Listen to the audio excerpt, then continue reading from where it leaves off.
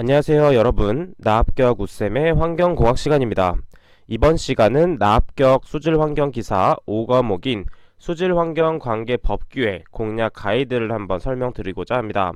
자, 수질환경관계법규는 4과목과 비슷하게 범위가 워낙 넓어서 외울 것이 많지만 또 4과목과는 다른 점으로는 특정 단어들을 외운다기보다 전체적인 줄을 외우는 게 중요합니다. 자, 이렇게 말로만 들었을 때는 이해가 잘 되지 않기 때문에 책을 통해서 어떤 식으로 암기를 해야 되는지 한번 같이 보도록 할게요. 자, 책을 보도록 하겠습니다.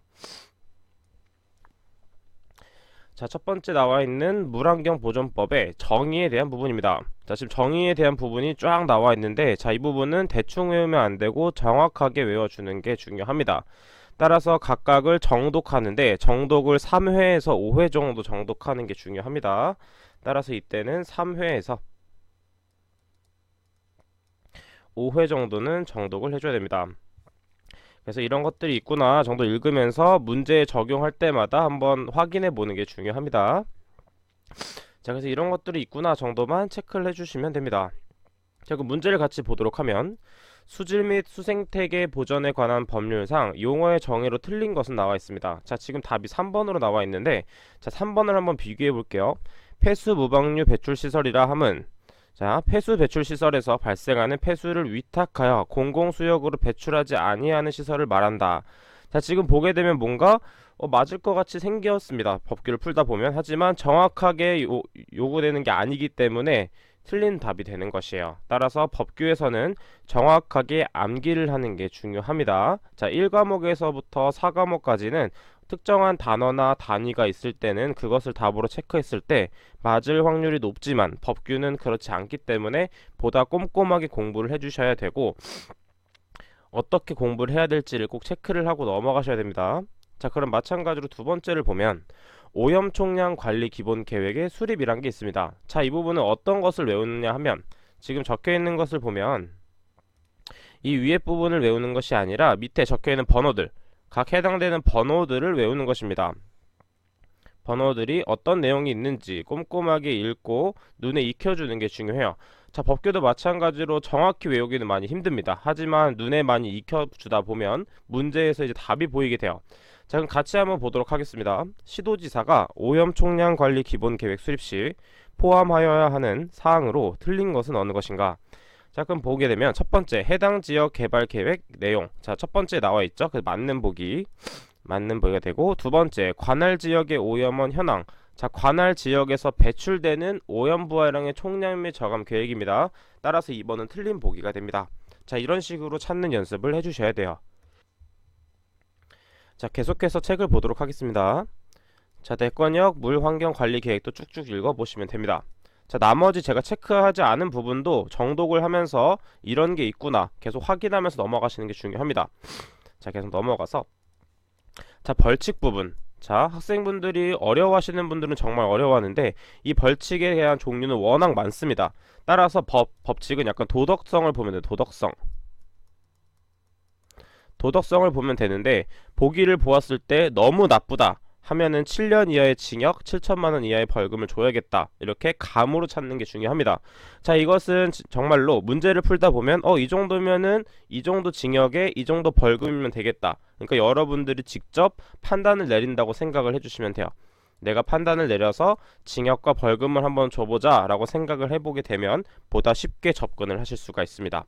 지금은 무슨 소린지 모르겠을 수도 있는데 이게 문제를 풀어보면 이게 이상하게 풀립니다. 그래서 문제를 꼭 풀면서 이렇게 하면 이런 정도 벌금이면 되겠구나 라고 체크를 해주는 게 중요한 포인트예요.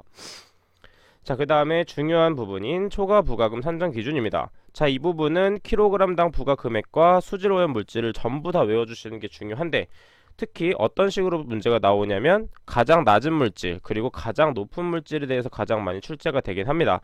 하지만 중간에 대해서도 출제가 되기 때문에 이 표는 전체 다 외운다고 생각을 해주시면 됩니다. 순서와 부가 금액도 모두 외워주시는 게 중요한 포인트. 자, 그 다음 이 부분도 쭉쭉쭉 정독을 해주시면 되고, 자, 그 다음에 마찬가지로 수질 오염 경보 중에 상수원 구간에서의 조류 경보가 있습니다. 자, 이것들은 어떤 식으로 외워주면 되냐면, 자, 관심은 여기 세포 부분에 따라서 숫자 여기 나와 있는 숫자를 암기하시는 게 중요합니다. 자, 그 다음에 숫자 암기, 그 다음에 숫자 암기, 여기도 숫자 암기, 그리고 관심, 경계, 조류대 발생, 해체 순이다. 이렇게 암기를 해주시는 게 중요합니다. 자, 계속해서 내려가면, 자, 이 부분도 많이 출제가 됐었죠. 사업장별 규모 및 환경기술인의 배치 부분입니다. 자, 이 부분은 통째로 외우시는 게 중요합니다. 자, 이 부분은 통째로 외우긴 하는데, 이때 어떤 걸 체크해 주면 되냐면, 일종에서는 얼만큼의 양이 나오게 되고, 그 다음에 그때는 어떤 환경 기술인을 배치해야 되는지 점점 낮아진다고 생각하면 됩니다. 왜냐하면 배출량이 많을수록 위험할 수도 있고 처리하기가 힘들기 때문에 높은 사람을 배치한다라고 생각을 해주시면 돼요. 그래서 점점 보면 기사, 산업기사 점점 낮아집니다. 그래서 밑에는 산업기사나 환경기능사 또는 3년 이상 수질 분야 환경 관련 업무에 직접 종사한 자 이런 식으로 나와 있죠. 그래서 점점 낮아지는구나 라고 생각을 해주시면 됩니다. 자, 마찬가지로 이 부분도 특정 수질 유해 물질이 포함된 1 10m 제곱 이하의 폐수를 배출하는 사업장의 경우에는 그러지 아니하다. 이런 부분 특정 단위가 적혀있을 때는 보다 꼼꼼하게 외워주시는 게 중요한 포인트입니다. 자, 그래서 이 부분도 체크하고 넘어가도록 할게요. 자, 특정 수질 오염 물질도 종류에 따라서 출제가 잘 되기 때문에 체크를 해줘야 됩니다. 자, 이때는 여기 색이 표시되어 있는데 색이 있다고 특별한 게 아니라 색이 잘못 입혀진 것입니다. 자, 여기 있는 색은 그냥 배경이 흰색인 것입니다. 배경이 흰색 같은 것들이라고 생각을 해주시면 돼요. 그냥 이런 것들이 있구나 보시면 되는데, 자, 이렇게 많은 것들을 암기하실 때는 노래로 만들거나 스토리로 만드는 게 정말 중요합니다. 자, 그래서 이것도 마찬가지로 4과목과 마찬가지로 자신만의 암기법을 이용해서 이것을 암기를 한번 해보시는 게 좋습니다. 자, 이렇게 자신만의 암기법을 사용해서 댓글에 남겨주시면 추천을 통해서 소정의 선물을 드리도록 할게요. 그래야지 여러분들의 암기법으로 인해서 다른 학생분들이 쉽게 합격할 수 있으니까 좋게 베푼다고 생각하시고 암기법을 적어주시면 감사하겠습니다. 자, 계속해서 가보도록 할게요. 자, 그 다음에 낚시 제한구역에서의 제한사항. 자, 지금 보게 되면 어떤 부분이 출제가 되냐면 이 부분에 대해 출제가 좀 됩니다. 한 명 이상 4대 이상의 낚싯대를 사용하면 안 됩니다. 자, 낚시 좋아하시는 분들은 이거 다 신경 써서 가야 됩니다. 그리고 한 개의 낚싯대에 5개 이상의 낚싯바늘과 떡밥을 뭉쳐서 미끼로 던지면 안 되고, 자, 그 다음에 기타. 당연히 요즘 배터리 사용하면 안 되고, 쓰레기 버리거나 하면 안 됩니다. 자, 그래서 이런 거 체크하고 넘어가시면 됩니다. 왜냐하면 낚시하시는 분은 많기 때문에 이런 걸 참고해서 가시는 게 좋습니다. 자, 그 다음에 계속 넘어가서 점 오염원 관리 중에 항목별 배출 허용 기준이 있습니다. 자, 이때 보게 되면 제가 한번 설명드린 적이 있는데 이 비율을 잘 보라고 제가 말씀을 드린 적이 있죠. 3, 6, 8에 대한 비율. 이 비율은 어디서 나왔냐면 상하수도에서 한번 나왔는데 그 앞에 강의에서 있기 때문에 언급은 하진 않겠습니다. 자, 그럼 보게 되면 이렇게 가운데가 하나 10 정도 올라간다. 플러스 10 된다라고 생각을 해주시면 돼요. 그리고 특례 지역은 청정 지역과 같다라고 생각해 주시면 되고, 이 부분에 대해서는. 자, 그 다음에 여기서는 몇 증가하냐면 여기서 일로 갈 때 10만큼 증가하고, 그 다음에 20 증가, 그 다음에 40이 증가됩니다. 그리고 특례 지역은 앞과 똑같다라고 생각하시면 돼요. 변함이 없다. 그래서 이 단위를 얼만큼 증가하느냐의 단위를 꼭 체크하시는 게 중요해요. 그래서 여러분들이 쉽게 외워주시는 게 중요한 포인트였습니다. 자, 계속해서 뒤쪽을 보게 되면 앞쪽을 잠깐 보고 가도록 할게요. 앞쪽을 보게 되면 지금 시운전 기간 기준이 있는데, 자, 생물학적 처리 방법과 물리적 처리 방법이 살짝 다른데, 자, 생물학적 처리 방법은 가동시작일로부터 50일입니다. 50일. 자, 이렇게 숫자가 있을 땐 다 외우라고 제가 말씀을 드렸죠. 50일.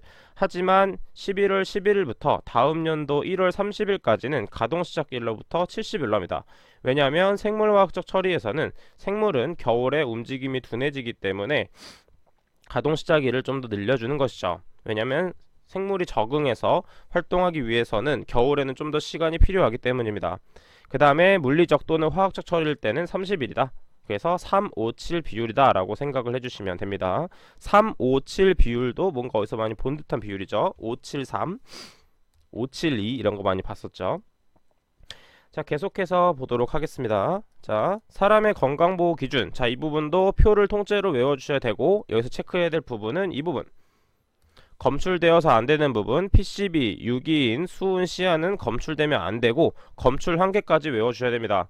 자, 이 검출 한계는 모두 외우는 게 정말 어렵기 때문에 감으로 익혀주셔야 되는데, 자, 이제 순서대로 정리를 해서 봐주시는 게 중요한 포인트고, 우측에 있는 수질 및 수생태, 생태별 생물학적 특성도 꼭 외워주셔야 됩니다. 자, 그럼 밑으로 계속 넘어가도록 할게요. 자, 두 번째 생활환경 기준인 하천 부분. 자, 이 부분은 외우려면 이제 답답합니다. 그렇기 때문에 이것도 다 외우려고 하지 말고 3회에서 5회 정도 정독을 한 후에 문제를 풀면서 문제에 나왔던 것 위주로 암기를 해주시는 게 중요한 포인트고, 밑으로 살짝 내려보면 2015년 12월 31일까지 적용된 것은 COD 기준입니다. 따라서 COD 기준이 문제에 나왔다 하면 무조건 오답이 됩니다. 이건 큰 팁이에요. 자, COD가 나왔다 하면 무조건 답이다. 하지만 이 부분에서만 답입니다. 다른 부분에서는 답이 아닐 수도 있기 때문에 잘 체크해서 넘어가시는 게 중요합니다. 그리고 비고 부분, 이 조그만 글씨 언제 다 외우지? 이건 외운다기보다 이것도 마찬가지로 3회에서 5회 정도 정독을 하시는 겁니다. 그리고 정독을 하신 후에 문제에 접근하시면 됩니다.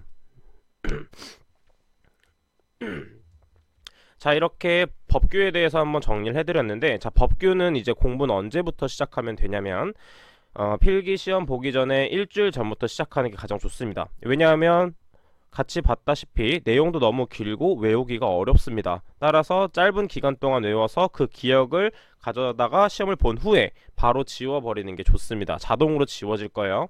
하지만 불안하신 분들은 일주일 전에 하는 게 아니라 2주에서 3주 정도 하시는 게 좋습니다. 2주에서 3주 정도 전에 시작하시는 게 좋습니다.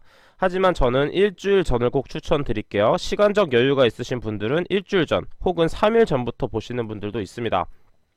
그래서 개인차가 있기 때문에 너무 일찍만 시작하지 않으면 됩니다. 따라서 제일 추천하는 부분은 일주일에서 한 2주 정도 전에 시작을 하는 게 좋겠다라고 생각을 해주시면 돼요. 자, 그 다음에 이게 법규 부분에서 궁금한 점이 있다면 국가법령정보센터, 자, 여기 적어드릴게요. 국가법령정보센터, 정보센터에 접속하신 후에 로그인은 필요 없습니다. 자, 여기서 물환경보전법,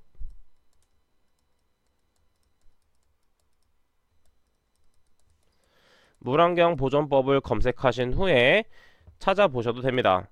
하지만 이거 찾는 부분은 제가 다 해드릴 수 있기 때문에 궁금한 점들은 카페에 올려주시면 제가 찾아서 여러분들께 알려드리도록 하겠습니다. 자, 이 강의는 무조건 1주에서 2주 전에 시작하는 겁니다. 나머지는 기출문제를 푼 후에 그 다음에 시작하시면 돼요. 자, 여러분들 듣느냐고 수고 많으셨습니다. 감사합니다.